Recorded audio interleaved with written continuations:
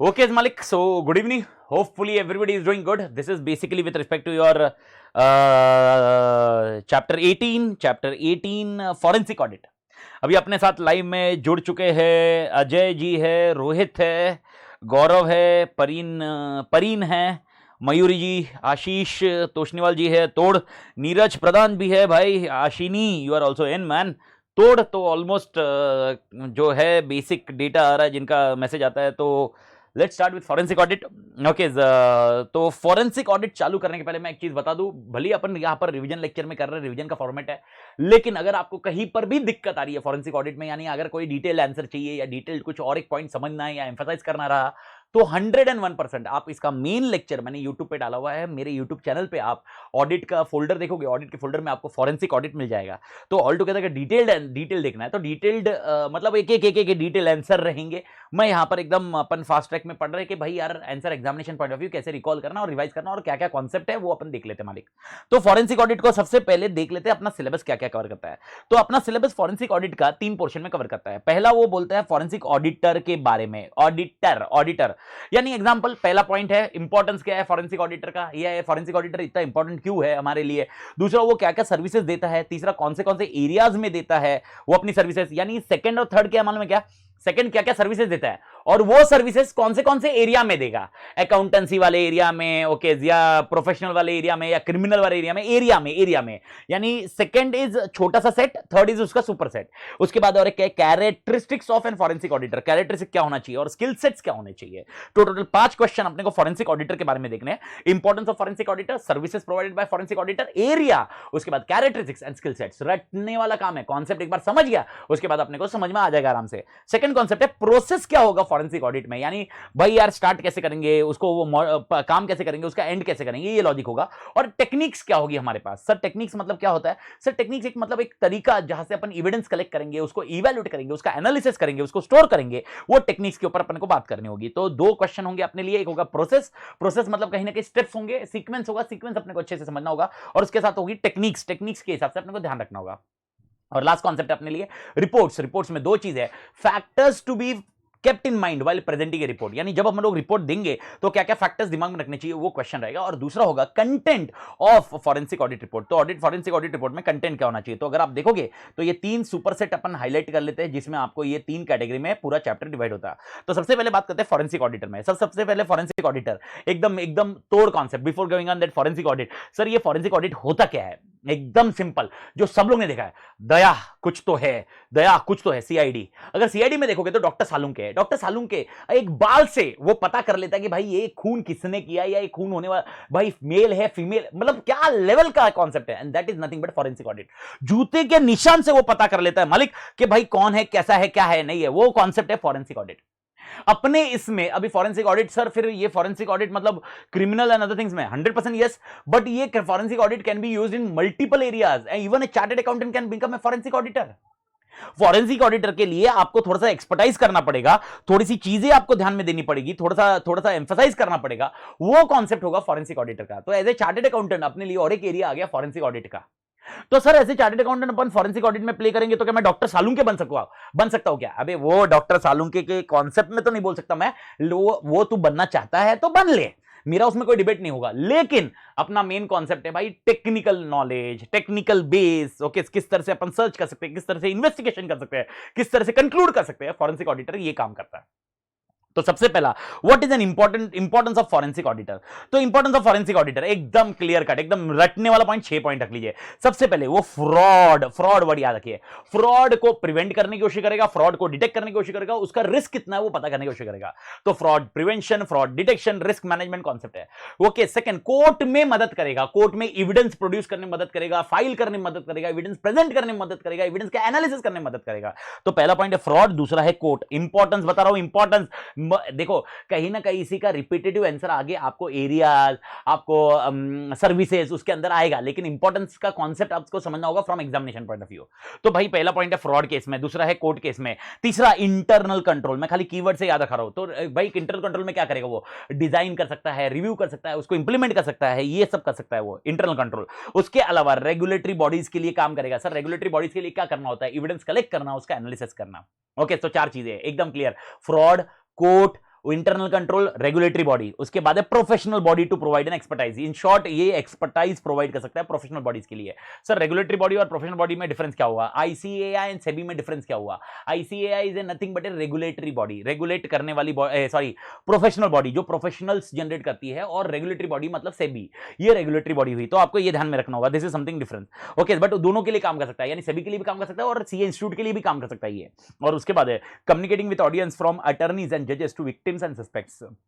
Boss जजेस और attorneys क्या प्रेजेंट करते हैं, किस तरह से वो एविडेंस लेते हैं और किस तरह से वो सस्पेक्ट्स और विक्टिम्स के लिए वो प्रेजेंट कर पाएगा।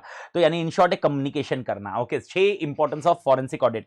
What are the 6 importance of forensic audit? 6 importance of forensic audit है। Forensic auditor, importance of forensic auditor, importance of forensic auditor. और इसका आंसर तोड़ रट, अभी है ना रटते जाना, इसमें टाइम पास मत करना। जिधर नॉलेज वाला पॉइंट होगा मैं बताऊंगा, एग्जांपल बता रहा हूं। नॉलेज वाला पॉइंट किधर है मालूम है? प्रोसेस और टेक्निक्स में नॉलेज वाला पॉइंट है। नॉलेज मतलब हाँ भाई यार अपने को होगा, बाकी एक नॉलेज मतलब बेसिक नॉलेज लीजिए और रटते जाइए, आगे खत्म करते जाइए। सबसे पहले आप याद रखिए फ्रॉड। फ्रॉड में क्या होगा? फ्रॉड प्रिवेंट करना, फ्रॉड को डिटेक्ट करना, रिस्क को मैनेज करना। कोर्ट में भाई चीजें फाइल करना, कोर्ट के जो भी एविडेंस प्रेजेंट करना उसके इसमें काम आएगा। तीसरा इंटरनल कंट्रोल सिस्टम, उसको डिजाइन करना, उसको इवैल्यूएट करना, उसको रिव्यू करना। ओके, इंटरनल कंट्रोल सिस्टम का पॉइंट होगा। तीसरा सिनेरियो, ओके यार ये क्या हो रहा है भाई यार, ओके उसके अलावा ओके रेगुलेटरी बॉडी के लिए काम करना, रेगुलेटरी बॉडी के लिए काम करना, उसके अलावा प्रोफेशनल बॉडी के लिए काम करना। प्रोफेशनल बॉडी के लिए काम कर सकता है। सर प्रोफेशनल बॉडी के लिए सर क्या काम हो सकता है? एग्जांपल सीए इंस्टीट्यूट का आपने प्रोफेशनल एथिक्स ऑलरेडी पढ़ा है, प्रोफेशनल एथिक्स में अभी गिल्टी पाना है, वो तो मेरे को पता करना एविडेंस उसके अगेंस्ट है कि नहीं है। इसके लिए एनालिसिस करने के लिए, एविडेंस का एनालिसिस करने के लिए हम लोग फॉरेंसिक ऑडिटर ले सकते हैं। एंड इसके अलावा कम्युनिकेट करना, जो भी जजेस होते हैं, जो भी ये होते हैं, तो विक्टिम या सस्पेक्ट जो भी होंगे उनके साथ में, ये दोनों के बीच में कम्युनिकेशन करना। ओके, विक्टिम और सस्पेक्ट्स को कम्युनिकेट करना कि भाई ये एविडेंस इस तरह से है, ये नहीं है, ये है, इस तरह से कम्युनिकेशन। ये इंपॉर्टेंस ऑफ फॉरेंसिक ऑडिटर है, फॉरेंसिक ऑडिटर है, क्योंकि उसके हिसाब से एविडेंस का रिप्रेजेंटेशन किया जाएगा। मतलब आपसे वो जब कम्युनिकेट करेगा, जज है या व्हाट वी से अटर्नीज है, ओके यानी अटर्नीज मतलब लॉयर्स हो गए, उनसे जब कुछ डिस्कशन करना होता है तो ये विक्टिम्स और उनके साथ इंटरैक्ट करके आपसे एविडेंस को और कंक्लूसिव बनाते हैं। जिस तरह से इंपॉर्टेंस ऑफ फॉरेंसिक ऑडिटर है। ठीक है मालिक, अगर इंपॉर्टेंस ऑफ फॉरेंसिक ऑडिटर समझ गया तो what are the services provided by forensic auditor, ये भी आपको झेप जाना चाहिए। सबसे पहला, अगर ये इंटरैक्ट करेगा services provided to forensic auditor, तो ये सर्विसेज क्या देगा? ओके, ये इन सब के लिए ये सर्विसेज दे सकता है, सबके लिए, यानी फ्रॉड के लिए, कोर्ट के लिए, इंटरनल कंट्रोल सिस्टम के लिए, रेगुलेटरी बॉडी के लिए, प्रोफेशनल बॉडी के लिए, कम्युनिकेटिंग के लिए। सर क्या क्या? ओके, ये क्वेश्चंस क्राफ्ट करके देगा, क्राफ्टिंग क्वेश्चंस को क्राफ्ट करके देगा, यानी क्वेश्चंस क्या पूछने हैं वो बताइए। ओके, वो क्राफ्ट करके दे सकता है। दूसरा, रिस्पॉन्डिंग टू क्वेश्चंस, यानी क्वेश्चंस अगर कोई होंगे उसको रिस्पॉन्ड कैसे होना चाहिए, रिस्पॉन्डिंग टू क्वेश्चंस, ये कर सकता है। अपन फॉरेंसिक ऑडिटर की बात कर रहे हैं मालिक, उससे ज्यादा और कुछ बात नहीं कर रहे हैं। तीसरा सिनेरियो, डॉक्यूमेंट्स कौन से चाहिए समन्स के लिए, जिसके बेसिस पे अपन कंक्लूड कर पाएंगे, वो डॉक्यूमेंट्स बता सकता है, आइडेंटिफाई द डॉक्यूमेंट्स कर सकता है। ओके, रिसर्च करना है, रिसर्च कर सकता है, डॉक्टर सालुंके जैसे करता है रिसर्च। ओके, वो रिसर्च एंड एनालिसिस कर सकता है। उसके अलावा की एविडेंस को प्रिजर्व करना है, मालूम है आपको? प्रिजर्व करना मतलब संभालना। एग्जाम्पल, अभी देखो डॉक्टर सालुंके बाल से वो पता कर लेता है कि भाई ये हत्या होने वाला आदमी कौन है। अब उसको भी प्रिजर्व तो करना पड़ेगा, जब कोर्ट में जाएगा तो एविडेंस को प्रिजर्व एज इट इज तो प्रेजेंट करना पड़ता है, उसको प्रिजर्व करना इज अगेन मोस्ट इंपॉर्टेंट। उसके अलावा एनालिसिस करना रिकॉर्ड्स के, कुछ भी रिकॉर्ड्स आते हैं उसके एनालिसिस करना। यानी एग्जांपल देखिए, मैं वापस बता रहा हूं, कोई क्वेश्चन है उसको क्राफ्ट करना कि इससे क्वेश्चन क्या पूछना चाहिए, उसके आंसर्स क्या आने चाहिए, तो उसके हिसाब से अपन ये कंक्लूड करेंगे। डॉक्यूमेंट्स क्या चाहिए, उसके अलावा रिसर्च करना है, उसके अलावा की एविडेंस को प्रिजर्व करना है, उसके अलावा एनालिसिस करना है, उसके अलावा अल्टरनेटिव मीन देखना होगा, अल्टरनेटिव मीन फॉर ऑब्टेनिंग की फैक्ट्स। यानी यार मेरे को पता चल रहा है कि ये इससे अपने को मिल नहीं रहा है कुछ आंसर। ओके, तो देखते हैं और क्या क्या तरीका है जिससे अपन आंसर ले सकते हैं। क्रॉस एग्जामिनेशन करना फैक्ट्स का, ये भी तो इंपॉर्टेंट है, क्रॉस एग्जामिनेशन करना, ये सर्विसेज देता है मालिक। समझो शुरू, वापस बता रहा हूं। ओके, पहला कौन से किसके लिए इंपॉर्टेंट है फॉरेंसिक ऑडिटर, अपन ने 6 पॉइंट पढ़ लिए।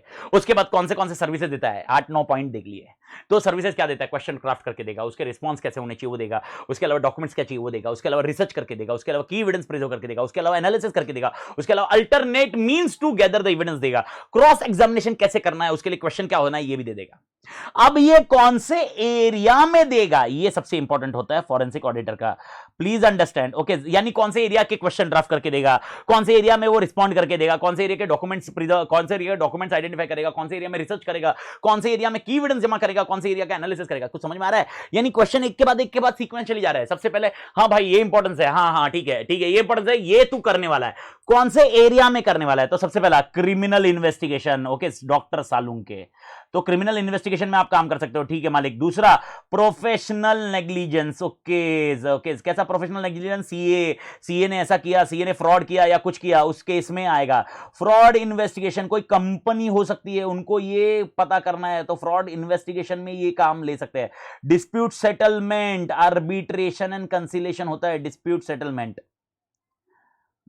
सेटलमेंट करना है, डिस्प्यूट का सेटलमेंट करना है, तो भाई कैलकुलेशन करना होगा, एनालिसिस करना होगा, कौन गलत है कौन नहीं है। उसके अलावा इंश्योरेंस के केसेस में सेटलमेंट करने होते हैं, उस केस में भी ये फॉरेंसिक ऑडिटर काम आते हैं। सर कोई ऐसा पिक्चर है जिसमें अपने को इंश्योरेंस क्लेम के सेटलमेंट में फॉरेंसिक ऑडिटर काम आते हैं? मैं आपको बता देता हूं, बहुत तोड़ पिक्चर है, I forgot the name of the picture, अजनबी। ओके, अगर आपको पता नहीं, अक्षय कुमार और बॉबी देओल की पिक्चर है, करीना कपूर, अक्षय कुमार, बॉबी देओल, करीना कपूर, तोड़ पिक्चर है, मतलब तोड़ है, तोड़। अगर मालूम होगा तो अक्षय कुमार हैक करता है सिस्टम को, और हैक करके वो उसका पासवर्ड रखता है, एवरीथिंग इज प्लान्ड, और उसके अंदर एक जाड़ा सा आदमी रहता है, वो इंश्योरेंस बंदे का एजेंट रहता है, फॉरेंसिक ऑडिटर रहता है, और वो पता करता है कि भाई एक्चुअली क्लेम है या कुछ फ्रॉड हुआ है। That is forensic auditor, insurance claim में भी देखता है। एंड और एक जो कॉन्सेप्ट अपन ने ऑलरेडी पढ़ा है, आर्बिट्रेशन सर्विसेज। तो भाई कौन से एरियाज है? 6 एरिया, तोड़ easy area, criminal, professional, fraud, dispute, insurance, arbitration, 6 area. यार क्या आंसर है? और वापस बता रहा हूं, एक चीज क्लियर बता रहा हूं, आपका जो फर्स्ट पेज है, यानी मेरे ख्याल से पेज नंबर देख लीजिए, 106 था ना, 107, ये पेज में जो भी आंसर है पूरे के पूरे, यहां पर कहीं पर भी कुछ उड़ाया नहीं है, एक हाथ पॉइंट, एक हाथ लाइन, एक हाथ ऐसा कुछ रहेगा। आपका आंसर एग्जामिनेशन का ऐसा है मालिक, तो ज्यादा हेडेक नहीं है। तो किस्मत अच्छी है कि बहुत कभी कभी किस्मत से ऐसे चैप्टर्स मिलते हैं अपने को। सर एरियाज होने के बाद सर कैरेक्टरिस्टिक्स क्या होने चाहिए, जो फॉरेंसिक ऑडिटर है वो उसके अंदर कैरेक्टरिस्टिक्स क्या होने चाहिए? अरे भाई भड़तौल में भरा हुआ कैरेक्टरिस्टिक्स होना चाहिए। सर क्या? सबसे पहला out of the box thinking, okay ये भूलिए मत, out of the box thinking, उसने कुछ अलग ही हटके ही सोचना चाहिए। उसके अलावा प्रोफेशनल स्केप्टिज्म, ये तो आपको मैंने 200 के टाइम पे बताया है, प्रोफेशनल स्केप्टिज्म रहना चाहिए। उसके अलावा प्रोफेशनल जजमेंट, आप सीए मत लगाइए, इसमें प्रोफेशनल, खाली प्रोफेशनल जजमेंट ऑफ सीए नहीं होता है, प्रोफेशनल जजमेंट लगाना होता है। Okay, strong imagination, visualization, imagination तोड़ होना चाहिए, इमेजिनेशन। सर इमेजिनेशन, अगर ऐसा हुआ रहेगा तो वैसा हुआ रहेगा, इसलिए वो ऐसा हुआ रहेगा। सीआईडी में इमेजिनेशन ही होता है, बहुत तोड़ होता है। ये इमेजिनेशन को स्ट्रॉन्ग इमेजिनेशन करना है तो आप याद रखिए, सीआईडी सीरियल देखिए, बार बार देखिए, बहुत अच्छे से इमेजिनेशन आपका होता जाएगा और बहुत तोड़ इमेजिनेशन होता जाएगा, और ये इमेजिनेशन स्ट्रॉन्ग होना चाहिए। उसके साथ में परसिस्टेंस चाहिए, परसिस्टेंस मतलब एकदम पेशेंस एंड अदर थिंग्स, जिसको आप अचीव करके रहोगे। हो सकता है आपके हाथ कुछ ना लगे, लेकिन इसका मतलब ये नहीं होगा कि भाई अपन कुछ नहीं करेंगे। परसिस्टेंस चाहिए। उसके अलावा इंक्विटीनेस चाहिए, इंक्विटीनेस मतलब शांत रहने वाला बंदा नहीं चाहिए, अरे ये क्यों हो रहा है, ये क्यों हो रहा है, ये क्यों हो रहा है, ये क्यों हो रहा है। इंक्विटीनेस ये एकदम, अरे यार ये क्यों है, इंक्विटीनेस एकदम अंदर से एकदम भौचाल आ चुका है, भौचाल मचा देने वाला आदमी, अरे नहीं भाई ये क्यों हो रहा है, इंक्विटीनेस, ये कॉन्सेप्ट होता है। और मोस्ट इंपॉर्टेंट, उस बंदे के अंदर क्या चाहिए? कॉन्फिडेंस चाहिए। तो भाई what are the characteristics of a forensic auditor? सबसे पहला out of the box thinking, professional scepticism, professional judgement, उसके बाद इमेजिनेशन एंड स्ट्रॉन्ग विजुअलाइजेशन, उसके अलावा परसिस्टेंस चाहिए, उसके अलावा इंक्विटीनेस चाहिए, और उसके अलावा कॉन्फिडेंस चाहिए। ये रहे कैरेक्टरिस्टिक्स। मेरे ख्याल से मालिक तोड़ क्लियर है। तो सबसे पहले भाई यार रट लेना आराम से आंसर, इंपॉर्टेंस क्या है, उसके बाद सर्विसेज क्या देगा, उसके बाद एरियाज क्या है, उसके बाद कैरेक्टरिस्टिक्स क्या है, और इसके साथ में आखिरी कॉन्सेप्ट है स्किल सेट्स क्या है। अब स्किल सेट्स मतलब क्या? ओके, स्किल सेट्स मतलब नॉलेज किस चीज का चाहिए ताकि वो अपना जजमेंट लगा सके, क्योंकि आपने बोला जजमेंट लगाना है, जजमेंट लगाना तो नॉलेज लगेगा ना। सर किसका नॉलेज लगेगा? Skill sets is more of knowledge. Sir किसका नॉलेज लगेगा? 100%। ओके, ऑडिटिंग स्टैंडर्ड्स का नॉलेज होना चाहिए, बिना ऑडिटिंग स्टैंडर्ड के नॉलेज के काम नहीं होगा। सर आईटी एक्ट, इसके नॉलेज की जरूरत होगी आपको, इंफॉर्मेशन टेक्नोलॉजी और ये वाला पॉइंट। उसके अलावा एविडेंस गैदर करना और उसको एनालाइज करना, एविडेंस गैदर एंड प्रिजर्व करना। ओके, प्रिजर्व भी करना पड़ेगा, प्रिजर्व करना। यूजुअली एग्जांपल कोई रिकॉर्ड्स है, आग लगा दिए गए हैं, ओके, उसको वापस रिकवर करना, हार्ड डिस्क है फॉर्मेट कर दी गई है, उसके अंदर से रिकवरी करना, ये सारा कॉन्सेप्ट है। सर क्या ये टेक्निकल काम है? ये टेक्निकल काम नहीं, टेक्निकल काम one of the skill set है फॉर फॉरेंसिक ऑडिटर। ओके उसके अलावा डेटा एनालिटिक्स होना चाहिए, डेटा एनालिटिक्स आना चाहिए। डेटा एनालिटिक्स सर क्या होता है? डेटा एनालिटिक्स अगर देखोगे एग्जांपल यूट्यूब पे बहुत बार एनालिटिक्स मिलते हैं, इसके व्यू कितने हुए, इसका कितने नंबर ऑफ आवर्स हुए, इसके कितने यूजर एक्सेस हुए। ओके डेटा एनालिटिक्स ये होता है। डेटा एनालिटिक्स के साथ में सबसे इंपॉर्टेंट पॉइंट लीगल फ्रेमवर्क मालूम होना चाहिए, लीगली, क्योंकि लीगल काम कर रहे हो अपन। उसके अलावा इन्वेस्टिगेशन टेक्निक आनी चाहिए, इन्वेस्टिगेटिव अप्रोच होना चाहिए आपका, इन्वेस्टिगेशन टेक्निक होनी चाहिए, इन्वेस्टिगेशन टेक्निक। उसके अलावा प्रोफेशनल कॉन्टेक्स्ट आपके होने चाहिए ताकि आपको खबरें मिलती रहे, खबरें खबरें देने वाला कौन है? प्रोफेशनल कॉन्टेक्स्ट होने चाहिए। और उसके अलावा बिजनेस रिपोर्टिंग के स्ट्रक्चर्स होने चाहिए। ओके वापस बोल रहा हूँ, ये सर सब सब स्किल सेट्स क्या है? Skill sets is nothing but a knowledge. Okay ये खत्म है। कैरेक्टरिस्टिक्स और स्किल सेट में डिफरेंस क्या होता है? कैरेक्टरिस्टिक्स मतलब तेरे को भगवान तेरे अपने व्हाट वी से तेरे अंदर वो क्षमता है। स्किल सेट्स तू इस चीज को और इंप्रूव कर सकता है। ओके कैरेक्टरिस्टिक्स तेरे अंदर है वो चीजें भाई। भाई यार तेरे अंदर आउट ऑफ द बॉक्स सोचने की क्षमता है, स्केप्टिज्म है, जजमेंट है, इमेजिनेशन है। मालिक समझ में आ रहा है? तो बाई चांस मैंने वो थोड़ा सा रिफ्रेश किया है। ओके आपके मैसेज भेजने का बाई चांस आपने मुझे मैसेज भेजा हुआ तो शायद चैट बॉक्स गया होगा, तो वापस वो प्लस माइनस क्या करना होता है देख लो। वो थोड़ा सा टेक्निकली मेरे को भी, क्योंकि वो थोड़ा सा मेरे एंड से भी प्रॉब्लम हो जाती है। बट नेवरदलेस अगर चैट नहीं कर पा रहे तो क्योंकि रिफ्रेश हुआ है तो वापस वो मैंने बाहर आके वापस अंदर किया हुआ है, तो जस्ट ये चैट के लिए। नेवरदलेस ये पहला चीज हो गया फॉरेंसिक ऑडिटर। मेरे ख्याल से फॉरेंसिक ऑडिटर फ्रीज, फॉरेंसिक ऑडिट का फॉरेंसिक ऑडिटर। तो importance, services, area, characteristic, skill set. Sir ये क्वेश्चन आ सकता है कि 4 मार्क के लिए तोड़ बोनस आ सकता है। ओके अब ज्यादा बढ़ते हैं अगले पड़ाव की तरफ। सर ओके क्या है? सर अगला क्वेश्चन है प्रोसेस बताइए और टेक्निक्स बताइए। ठीक है मालिक, तो पहले बात करेंगे प्रोसेस की। प्रोसेस आपको याद रखना पड़ेगा because it should be in sequence only. What is a process involve in forensic audit? अगर मुझे फॉरेंसिक ऑडिट करना है तो प्रोसेस क्या है? सबसे पहले इनिशियलाइजेशन है। सर इनिशियलाइजेशन मतलब बिजनेस, जो भी इनिशियलाइजेशन मतलब स्ट्रक्चर को समझना, जहां से भी आप काम ले रहे हो उसके स्ट्रक्चर को समझना। It is nothing but like KOC, knowledge of client business. उसी तरह इनिशियलाइजेशन इज बेसिकली ओके अपने को समझना है कि क्या चाहिए, किस एरिया में काम करना है, कौन सा स्ट्रक्चर है, क्या है, अपने ऑब्जेक्टिव क्या है, अपना अपना गोल क्या होगा। मतलब अल्टीमेटली ये फॉरेंसिक ऑडिट करने का मेन ऑब्जेक्टिव क्या है, that is called initialization. Initialization मुझे कहां से मिलेगा? सर क्लाइंट से जब डिस्कस करोगे तो क्लाइंट से आपको एक डॉक्यूमेंटेड डॉक्यूमेंट आना चाहिए, ईमेल आना चाहिए, मेरे को ये पॉइंट में ये स्ट्रक्चर में ये मेरे को ढूंढ के बताइए। This is nothing but initialization. It is also required what we say terms of engagement. Engagement भी अपने टर्म्स ऑफ एंगेजमेंट अपने दोनों के इसमें होना चाहिए कि भाई फॉरेंसिक ऑडिट में मैं क्या क्या करने वाला हूं। तो इनिशियलाइजेशन ही होगा। Second point, develop a plan. You will develop a plan. The next steps is plan development करना। सर प्लान डेवलपमेंट करना मतलब क्या करना? प्लान को डेवलप करना मतलब एक स्ट्रक्चर्ड मेथड से आप कैसे एविडेंस कलेक्ट करोगे, उसका एनालिसिस कैसे करोगे, और कौन से एविडेंस चाहिए, कौन से एरिया से चाहिए, कौन से पर्सन चाहिए, कौन से क्वेश्चंस रहेंगे, सारा प्लान स्ट्रक्चर में होना चाहिए। क्या आपको भी किसी और की मदद लग सकती है? क्या आपको रिक्वायरमेंट हो सकती है? क्या ये सारा डिस्कशन हो सकता है प्लान के अंदर। तो second point is develop a plan. तीसरा होगा आप एविडेंस कलेक्ट करिए, एविडेंस जमा करिए, एविडेंस ऑब्टेन करने की कोशिश कीजिए। ऑब्टेन द एविडेंस, याद रखिए ऐसा हो सकता है, ये मैंने आपको है ना इन्वेस्टिगेशन में बताया, तो जब एविडेंस ऑब्टेन करते हैं यहां पर भी वैसे ही होता है। एविडेंस ऑब्टेन करते हैं तो सब तरह के एविडेंस होते हैं, रिलेवेंट होते हैं, नॉन रिलेवेंट होते हैं, बट एम्फसाइज कीजिए you obtain only relevant evidences. You, because this is something when you go in audit the things are very different, but when you go with investigation or forensic audit the things are very different. Okay, because you are going into investigation criteria. Even in forensic audit we are into investigation, so we should always obtain the evidence, but we should ensure that we should keep only relevant evidence, and once evidences are relevant, we have identified these are relevant evidence, अपने को क्या करना है? Analysis. अब question आता है sir analysis कैसे करेंगे? Okay as a forensic auditor मैं एनालिसिस कैसे करूंगा? तो मैं आपको बता दूं ये एनालिसिस मतलब अगला question, that will be a technique. Okay ये टेक्निक में अपन देखेंगे, तो इसको आंसर है ना, अगला आंसर जो होगा टेक्निक वो एनालिसिस के पार्ट होगा। तो ये टेक्निक अपन देखेंगे एनालिसिस कैसे करते हैं। उसके बाद रिपोर्टिंग, जो आपका लास्ट आंसर है, रिपोर्टिंग कैसे करना है वो अपन देखेंगे। एंड रिपोर्टिंग के बाद ओके कोर्ट प्रोसीडिंग्स में ये चीजें काम आएगी। जो आपने रिपोर्ट किया है वो कोर्ट प्रोसीडिंग्स में आपको काम आएगी। कोर्ट प्रोसीडिंग्स या प्रोफेशनल प्रोसीडिंग्स, यानी एग्जांपल अपना आईसीआई है, उसका डिसिप्लिनरी डायरेक्टोरेट है, डिसिप्लिनरी कमिटी है, उनके सामने प्रेजेंट करना। तो कोर्ट प्रोसीडिंग, मैंने कोर्ट प्रोसीडिंग लिखी है, इसका मतलब खाली कोर्ट नहीं, जो भी जिधर भी आपको प्रेजेंट करना है वहां पर वो प्रेजेंट करना होगा। तो मालिक एकदम इजी आंसर है। कितने पॉइंट्स है? एकदम थोड़ी इजी है, 6 पॉइंट्स में आपको ध्यान रखना है। इनिशियलाइजेशन मतलब टर्म्स ऑफ एंगेजमेंट, दूसरा point develop a plan, plan बनाइए, तीसरा पॉइंट आप एविडेंस जमा कीजिए, चौथा सिनेरियो एनालिसिस कीजिए मतलब टेक्निक यूज कीजिए, पांचवा सिनेरियो रिपोर्टिंग करिए, and last point court proceedings में जाइए।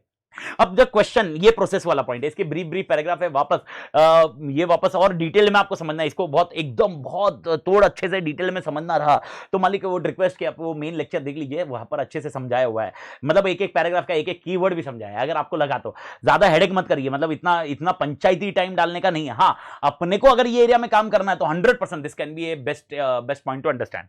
बट मैं अभी टेक्निक्स पे ज्यादा करके खास एम्फसाइज करूंगा, because this is something which is very important for a forensic auditor. ये आपका अगला क्वेश्चन है, what are the forensic audit techniques. Examination में क्वेश्चन आया तो ध्यान रखना, एक क्वेश्चन होगा फॉरेंसिक ऑडिट का प्रोसेस बताइए और एक क्वेश्चन होगा फॉरेंसिक ऑडिट के टेक्निक्स बताइए। अगर टेक्निक्स आया है तो आपको आंसर अलग वे से डालना पड़ेगा, अलग वे से डालना पड़ेगा, और अगर प्रोसेस आया तो स्टेप सीक्वेंस हो गए। टेक्निक्स में सीक्वेंस की जरूरत नहीं है, यानी अभी जो मैं क्वेश्चन का आंसर बता रहा हूं इसमें सीक्वेंस मेंटेन करने की जरूरत नहीं है। यहां पर सीक्वेंस प्लस माइनस हुआ तो चलेगा, लेकिन प्रोसेस में सीक्वेंस प्लस माइनस होने का काम का नहीं है मालिक। ओके तो अब टेक्निक्स क्या है सर, सबसे पहली टेक्निक कौन सी है? सब वापस बोल रहा हूं, ये सीक्वेंस आंसर नहीं है, ये तो अपन जो नोट्स में लिखे उस आंसर से जा रहे हैं। सबसे पहला आता है आपका general audit technique. Sir what is this general audit technique? General audit technique मतलब anybody who can help me out, what can be general audit technique मालिक?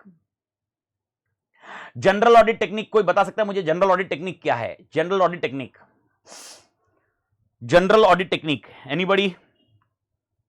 Neeraj, Ashish, Mayuri, Parin, Gaurav, Rohit, Ajay, Asini. General audit technique, 2 minute लगेगा टाइप करने में, लेकिन मेरे को चाहिए ये आंसर तो मेरे को समझेगा। जनरल ऑडिट टेक्निक्स,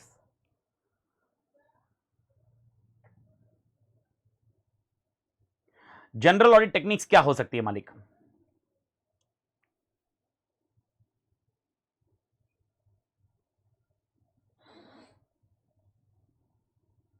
अरे हो के नहीं के गए? फॉरेंसिक ऑडिट में सब फॉरेन चले गए? बढ़िया भाई, फॉरेंसिक ऑडिट में सब फॉरेन चले गए ताकि वह फॉरेन में जाके ऑडिट करना is called forensic audit.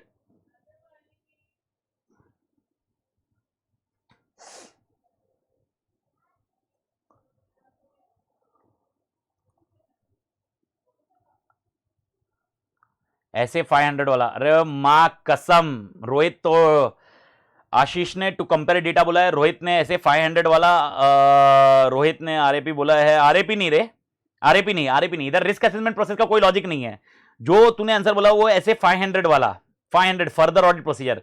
Perfect. Okay, this is basically what you need to understand. If you remember, ICAI, ORR, inquiry करना, ओके भाई, एनालिटिकल प्रोसीजर करना, कंफर्मेशन करना, ओके ये सारी चीजें अपन जनरल ऑडिट टेक्निक में करते हैं मालिक।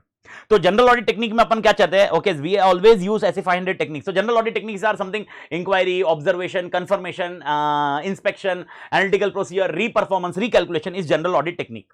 Is that point clear? तो ये कॉन्सेप्ट ध्यान रखना। इसमें रिस्क असेसमेंट प्रोसीजर कैटेगरी में मत जाना, there is no concept of risk assessment procedure. वापस आप दिमाग में रख लीजिए, रिस्क असेसमेंट प्रोसीजर या रिस्क असेसमेंट प्रोसेस कब होता है? जब आप कुछ फिल्टर कंटेंट करते हो।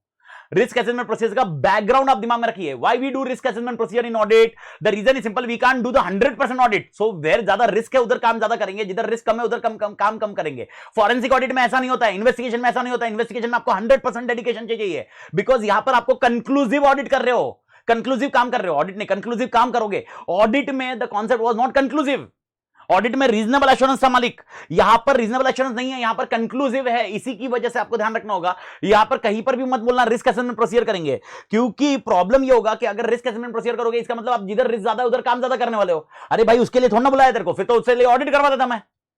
यहां पर आप इन्वेस्टिगेशन का नेचर होना चाहिए। आप देखिए, आपका स्केप्टिज्म, आपको हर टाइम स्केप्टिज्म रहना है। तो आप मेरे को बताओ, अगर आप खाली रिस्क बेस करोगे तो स्केप्टिज्म कैसे रह पाओगे? इसीलिए ध्यान रखना, general audit technique is something like what we studied in ICAI ORR, inquiry, observation, confirmation. ठीक है मालिक। Second point, statistical and mathematical techniques. Sir ये क्या होता है स्टैटिस्टिकल एंड मैथमेटिकल टेक्निक? ये अपने सिलेबस में सीए फाउंडेशन में आया था, सीए फाउंडेशन में आपने पढ़ा था। ओके, अगर आपको याद आता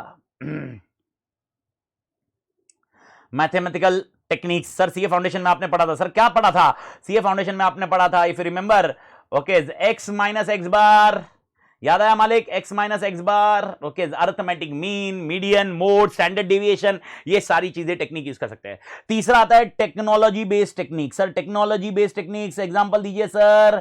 टेक्नोलॉजी बेस्ड टेक्निक का एग्जांपल इज नथिंग बट, जो सब लोग यूज करते हैं, ओके, एक्सेल शीट में अपन डालते हैं और उसको फॉर्मूला डालते हैं, उसके बाद चेक करते हैं भाई आउटकम बरोबर आया कि नहीं, that is called technology based technique, जिसमें टेक्नोलॉजी यूज करते हैं। CAAT tool, okay, CAAT tool अगर आपने इंटर में पढ़ा हो या सीए फाइनल में, ओल्ड सिलेबस में तो वैसे है ही नहीं है, पर इंटर में अगर आपने पढ़ा होगा तो इंटर में ऑडिट में या आईपीसी में ऑडिट में कैट टूल्स होते हैं। कैट टूल्स में स्नैपशॉट होता है, स्कार्फ होते हैं, ओके, सीआईएस होता है, ये सारी चीज कैट टूल्स होती है, computer edit assisted audit techniques, that is called CAAT tool, ये कॉन्सेप्ट होता है। ओके, स्टैटिस्टिकल के लिए रोहित ने आंसर दिया, कोरिलेशन भी करना, कोरिलेशन रिग्रेशन, यस यस मालिक, वो भी होता है। ओके, सो नेवरदलेस कैट टूल का कॉन्सेप्ट आता है। कैट टूल के कॉन्सेप्ट में अपन बात करते हैं, कैट टूल का कॉन्सेप्ट है, तो कैट टूल का कॉन्सेप्ट है टेक्नोलॉजी बेस्ड ऑडिट टेक्निक हो गया, कैट टूल्स हो गए जहां पर अपन यूज करते हैं जनरलाइज्ड ऑडिट सॉफ्टवेयर। अब याद रखिए, I don't know why they are giving this generalized audit software as a separate technique, because this is again a technology based technique. Technology based technique और जनरलाइज ऑडिट सॉफ्टवेयर मतलब क्या होता है? Generalize audit software या CAAT tools, ये दोनों में क्या होता है? दोनों तो ऑडिट के लिए होते हैं sir. CAAT tools are specific which can be used in specific area. Generalize audit software is are the software which can be used in any area. Example बोल रहा हूं, ओके, एग्जाम्पल बोल रहा हूं, अभी ये शायद मालूम हो नहीं मालूम आपको, एक एग्जाम्पल बता रहा हूं। स्कार्फ करके एक कैट टूल है, स्कार्फ करके, वो तभी यूज कर सकते हैं जब मैनेजमेंट अपने को होस्ट सिस्टम में कुछ ऐड करने को मदद करे। अब ये होस्ट क्या होता है? मेन सिस्टम में, यानी मेन सिस्टम में अगर मैनेजमेंट बोलेगा आके तुमको जो चेंज करना करो, अगर वो परमिशन देती है तो अपन स्कार्फ डाल सकते हैं, नहीं तो स्कार्फ नहीं डाल सकते। तो कैट टूल हो गया specific specific specific. Generalize audit software is generalize which can be used generally, and best example is Excel. तो अभी अगर आप देखोगे टेक्नोलॉजी बेस्ड ऑडिट में भी ओके, अपन एक्सेल का एग्जांपल ले सकते हैं और जनरलाइज ऑडिट सॉफ्टवेयर में भी अपन एक्सेल का एग्जांपल ले सकते हैं। But to be very precise, technology based technique can be more wider concept rather than generalize audit software. Generalize audit software is basically जो कोई भी, यानी अमित भी यूज कर सकता है, ओके, रोहित भी यूज कर सकता है, नीरज भी यूज कर सकता है, या आशीष भी यूज कर सकता है, जो भी कोई भी यूज कर सकता है। कैट खाली अमित यूज करेगा क्योंकि अमित का एक ही है। टेक्नोलॉजी बेस्ड टेक्निक ओके, दो जन यूज करेंगे, लेकिन generalize can be use by anyone. This is what a basic difference can be there. Okay, इसके लिए इन लोग ने दिया होगा कॉमन सॉफ्टवेयर टूल। ओके, वापस ये common software tool a part of generalise tool, तो common software tool can be a software के अंदर जो रिपोर्टिंग मैकेनिज्म है उसको यूज कर सकते हैं। तो सॉफ्टवेयर अगर कोई रिपोर्ट्स बना के देते हैं तो उस रिपोर्ट्स को अपन यूज कर सकते हैं। सर ये कैसे हो सकता है? इसको अपन सीआईएस बोल सकते हैं, continuous intermediate simulation.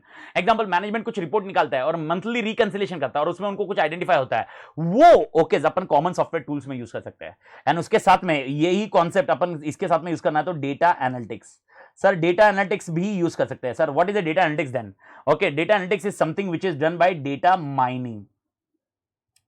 I don't know how many of you are aware in idea data mining. Data mining अगर आपने इंटर किया होगा तो इंटर में आपको डेटा माइनिंग कॉन्सेप्ट ऑलरेडी था। एक एग्जांपल देते तो डेटा माइनिंग का। ओके, पूरे इंडिया में बाटा की कंपनी अपनी है। ओके, एक 5 नंबर शूज से लेकर 12 नंबर शूज तक बेचते हैं। मेरे को यह पता करना है कि इस साल में मैक्सिमम कौन से नंबर के शूज गए।